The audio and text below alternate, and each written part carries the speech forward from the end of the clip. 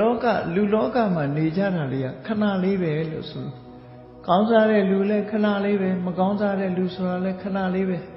ဘလောက်ချမ်းသာတဲ့ပုဂ္ဂိုလ်ပဲဖြစ်ဖြစ်ခဏလေးပဲနေမြင်ညပြောက်ဆိုတာလို့လောကမှာပျက်စီးဆုံးရှုံးမှုဟာအလွန်နှင်းမြန်တယ်တက်တန်းနေရလဲအလွန်တိုးတယ်ဒါကြောင့်ဘလောက်ပဲချမ်းသာမင်းချမ်းသာဆိုတာနော်သမုဒ္ဒရာတွေက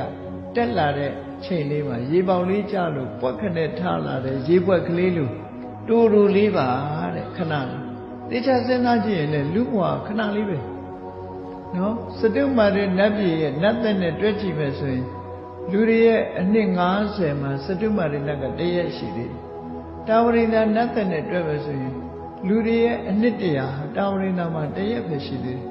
အဲ့တော့တာဝရိန္ဒာနတ်ပြည်ကနတ်တွေကနေလူတွေကိုကြည့်လိုက်မယ်ဆိုရင်ဟင်းအခုပဲမွေးအခုပဲအိုးအခုပဲအဖိုးကြီး